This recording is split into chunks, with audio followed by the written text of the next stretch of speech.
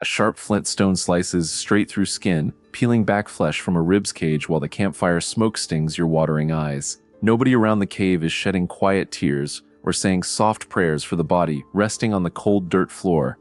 Your group expects you to take that stone tool and scrape meat off your brother's leg bones before wild hyenas catch the scent outside. For decades, school books lied to you, pretending early humans buried their family members under soft green grass with calm, loving respect. Human beings spent hundreds of thousands of years wandering freezing plains and dense woods long before modern hospitals and wooden caskets existed. During that endless stretch of time, leaving a heavy dead body to rot near the camp meant inviting dangerous predators straight to your children. A corpse wasn't a sweet memory you preserved in a gold picture frame. It was an urgent problem that threatened everyone's lives. Survival forced your group to handle the dead with raw hands, turning a scary loss into an immediate, practical chore. Taphonomists digging through deep mud inside English caves found human skulls carefully cracked open, trimmed around the edges, and smoothed down into drinking bowls.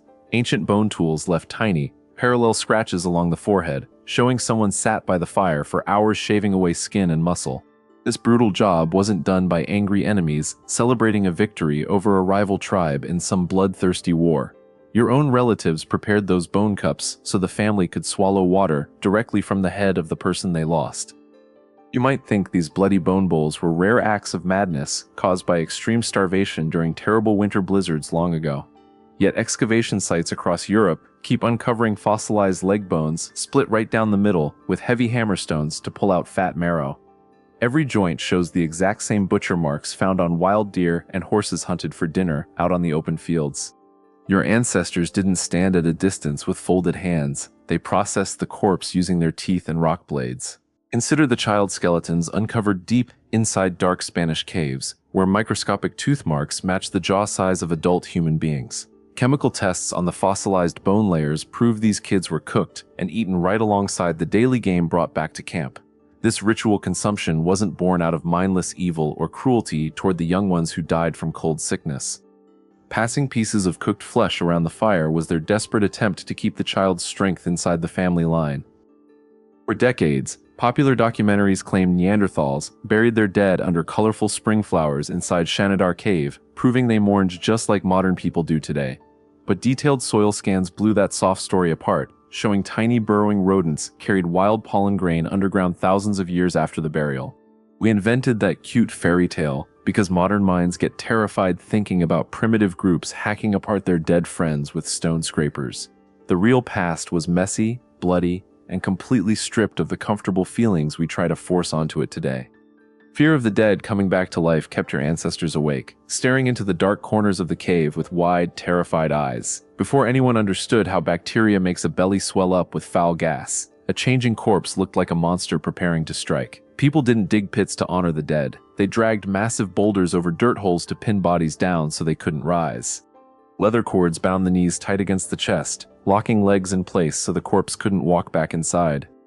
Ancient households kept polished jawbones and human teeth right next to their sleeping mats, touching them daily as regular tools for domestic work. Women used sharp leg bones from older grandmothers to stitch thick animal furs together, crafting warm clothes for newborn babies in winter. The dead didn't vanish into neat grass fields miles away from the living spaces where kids played and ate dinner. Deceased family members stayed active inside the shelter, helping the group survive through the very tools carved out of their skeletons. Picture the entire tribe gathering in a tight circle around hot embers while an elder grinds charred bone pieces into fine white dust. They dump that bone powder into a hollow gourd filled with bitter water, stirring the thick gray mixture with a wooden stick. Every adult and child takes a long drink from the cup, swallowing the crushed remains until the bottom of the bowl is empty. That gross drink was their way of making sure no part of a loved one was left behind to rot. Modern society built clean, sterile walls to hide the ugly parts of dying, shipping sick people off to distant rooms with white sheets. You pay strangers in blue uniforms to wash the skin, put on makeup, and shut the wooden lid tight before you look.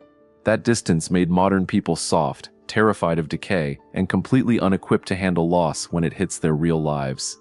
Your ancestors faced the blood, smelled the rot, and handled the remains with bare fingers every single time someone died. Tough stone knives left deep grooves on human collarbones, proving people peeled back muscles while the skin was still warm from recent life. Group members took turns chewing meat off the arms, sharing the meal so nobody starved during long stretches without fresh game hunts. They didn't see a body as a holy object that had to stay perfect under the dirt for all eternity. A corpse was a resource, a final gift of nourishment that kept the remaining tribe members alive for a few more days.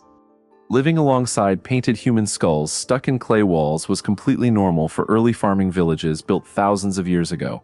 Families smeared thick mud over boneheads, shaping fake noses and shells for eyes, so the dead could watch dinner from the wall. You would run away screaming if you saw your great-grandfather's face staring at you while you ate breakfast in your kitchen. To those early farmers, throwing an ancestor's head into a dirt hole outside was the ultimate act of disrespect and cold abandonment.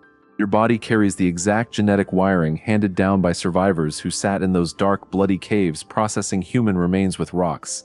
The deep stomach drop you feel when seeing a bad injury isn't modern politeness. It's an old alarm bell wired into your nerves. You exist today because your bloodline came from tough people who didn't panic when faced with mess, blood, and hard choices. They did whatever it took to keep the camp going, turning terrible loss into raw fuel for the living. History wasn't written by gentle people standing around polished wood boxes wiping away silent tears with clean white tissue papers in quiet rooms. It was forged by hungry, scared human beings covered in mud, grease, and soot, working hard to keep their kids fed. They loved their families with a fierce, practical intensity that modern people can barely understand through their screens today. Their mourning wasn't soft or pretty, but it was real, visceral, and tied straight to the battle of staying alive.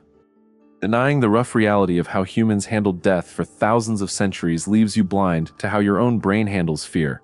Our current clean funerals are just a brief experiment in a long history filled with stone blades, fire smoke, and raw bone. Ancient groups looked straight into the dark face of mortality without hiding behind fake flowers or sanitized speeches by paid strangers. They touched the end of life with their own hands, carried the weight, and kept walking across the ice. Real human connection isn't about keeping your hands clean when things get tough, bloody, and uncomfortable around the people you care about. It's about picking up the heavy load, facing the scary moments without flinching, and doing what needs to be done for the group. The old ways were rough, gross, and terrifying to look at now, but they kept the human race breathing through the coldest nights. You come from people who survived the dark by holding on to each other, bone, flesh, and all. Next time you see a neat gravesite with green grass and fresh-cut flowers, think about what lies hidden underneath all that polish. Did we really become more loving by hiring strangers to hide our dead away in dark boxes under the ground? Or did those dirty, starving cave dwellers who ate the marrow of their brothers understand the true, heavy weight of staying together way better than we ever will?